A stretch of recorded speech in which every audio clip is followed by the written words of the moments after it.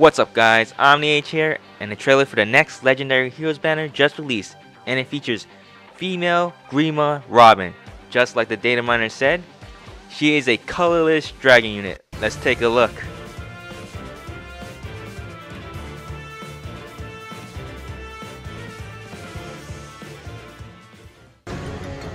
I am the wings of despair. I am the breath of ruin. I am the fell dragon Grima. Robin is a flying colorless dragon unit, so she's not gonna have as much BST as the male version, but she'll have access to similar buffs, just like in all the flyer emblem buffs around. She has expiration just like male Grima. Legendary lightning breath weapon. Important. Let's take a look at her A skill, Dragon Skin. It neutralizes effective damage against flying units, which is basically an IO shield. It also grants defense and res +4 during combat if full initiates. So it's also a dual stance skill as well. So it's a powered up version of IO shield and a dual stance skill, which is pretty powerful. Given how powerful it is, it sounds like it's going to be an exclusive skill just for Robin. And for her other skills, she has Cancel Affinity 3 for those Triangle Adept Raven Mages, and a new skill, Rest Smoke 3.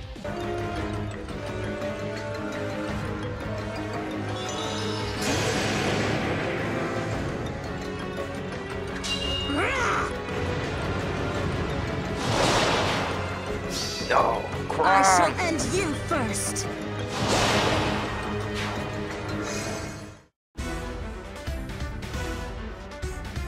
We have Summer Tiki. Her weapon is pretty good. Melon Axe is pretty good. It gives +2 to every stat when your unit is at full health at the start of combat. As for her other skills, Tiki also has Close Defense, which is an amazing A skill, and it's the only wielder of the Axe Valor. Amazing skill for training your other units. Valor skills are always worth getting if you don't have one yet, so Summer Tiki is very welcome. Next is Summer Elise. Stat line similar to Nino, so she's a pretty good unit. Her tome is a Hibiscus tome. It's not that great. It gives +1 attack and speed to units in range, to ally units in range, but it's really not as good as any other tome in the game, so it's not worth using. She also has Green Tome Valor. Like I said, Valor skills are always worth getting. Brave Lucina. She's a great unit. If you don't have a Brave Lucina, there's no other unit that's quite like Brave Lucina. So she has a pretty unique role thanks to her legendary weapon, and she gives +3 attack and speed to all physical damage dealing allies within 2 range of her. Her skills is Sturdy Blow, which is a pretty good skill, but it's not really worth getting her to inherit. It's also available on Athena if you want to inherit it. She has Aether, also available on Crom. Lucina doesn't really have any skills that are worth inheriting. She has skills that are worth inheriting, but it's not worth pulling her to inherit those skills. But if you want a support unit and you don't have Lucina yet, it's really worth using. Brave Lyn. She's on another legendary banner again. I think we all know Brave Lyn, incredibly powerful. Most people probably already have her picked as CYL unit. For her skills, she has Swift Sparrow, another amazing A skill, only available on 5-star units, so it's worth pulling her for that if you want that. And she also has Tack Smoke, which is pretty good, some pretty good potential to it, especially if you have tank units that you want to boost up even further. And Halloween Sakura. Her kitty battle gives effective damage against home users, which is pretty good, but it can't be refined for some reason. Her weapons kind of lags behind other dagger weapons now, since those can be refined, and the other inheritable daggers are in a pretty good place right now. While kitty paddle is still a pretty good weapon, I don't think it's worth inheriting. It actually suits Sakura the best, since she's already comes built as a mage tank. She comes with a guard, is available on Tanya and Leon, so it's not worth pulling for that. She's the only character that has Warding Stance 3, which is the res version of the stance skill, which is pretty good, but I wouldn't say it's worth pulling for. It gives the res boost against dragons and tome users, so that's an advantage it has over distant defense. But overall, distant defense is probably your preferred choice if you want to boost a unit's res. And she also has Dagger Valor. Again, if you always want the Valor skills. Halloween Noe. She has a legendary weapon that gives her the ability to just warp to any ally within 2 spaces of her. It's a pretty niche weapon, but it's also pretty unique. Only a few units can just warp like that without limitation. Another unit that can do that is Zelgius with his warp powder. but I think most people replace Noi's weapon. For her skills, she has Attack Res Bond, which is a great skill. The bond skills are very good, and Attack Res in particular is one of the more desired ones, especially for any mages with high resistance. I would say a lot of units will want this skill. And she also has the highly valuable Home Flyers. If you never pulled a Hinoka, New Year's Azura, or Noi, Halloween Noi, then you definitely want to pull for her just for Home Flyers, which is quite important for a flyer emblem. It's very possible to just use Gold Flyers instead, but Home Flyers give you some flexibility to do what you want that Gold Flyers can't. So it's definitely worth pulling for Halloween Noi if you're a big proponent of Flyer Emblem, but have never pulled any Home Flyers units. Loot. She is superior.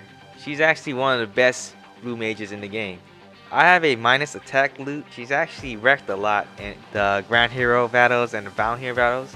I didn't even realize she was minus attack until after the fact.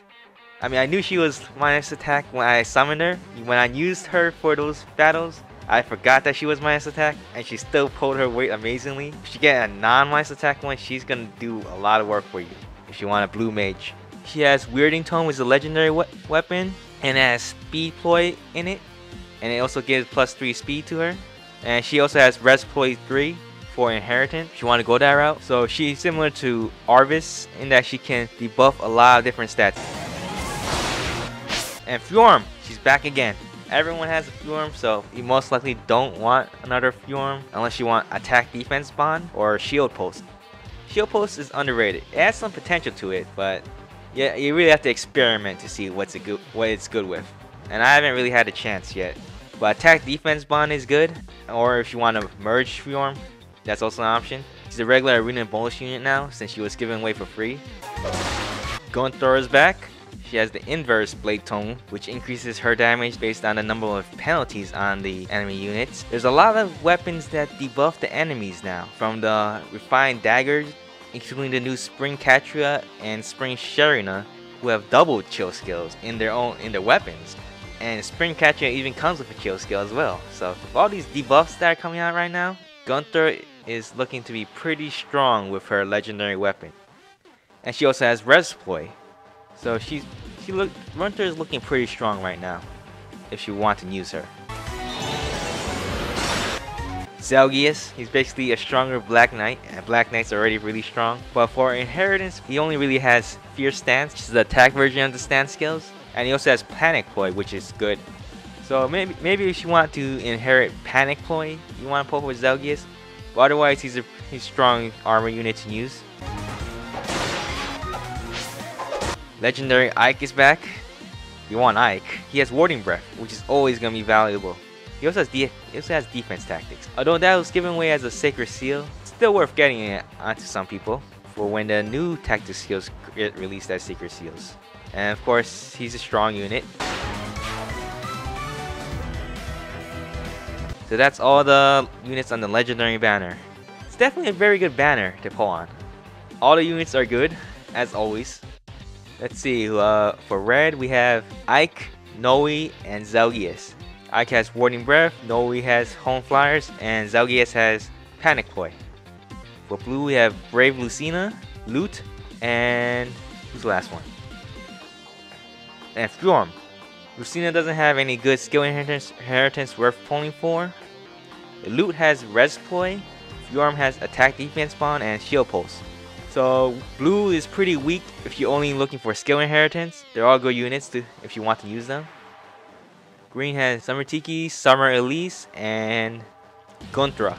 Gunthra has Res Ploy. Summer Tiki has Close Defense and Axe Valor, as well as her Melon Axe. Summer Elise, she only has Green Tone Valor, so she's actually not worth pulling for skill inheritance. But strong unit if you want to use her, since she's similar to Nino. Green is a pretty weak color to pull from, unless you want a specific unit. The only really worthwhile skill inheritance here is Close Defense on Summer Tiki.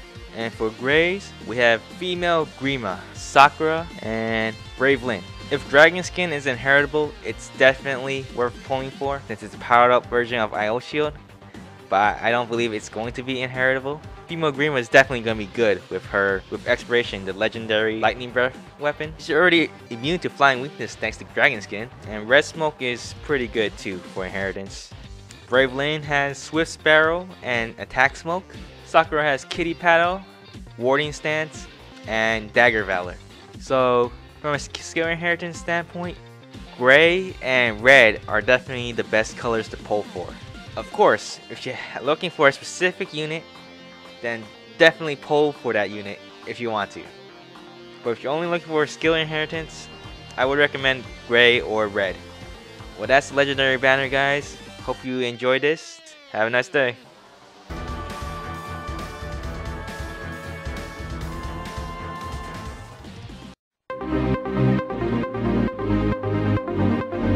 Watch this.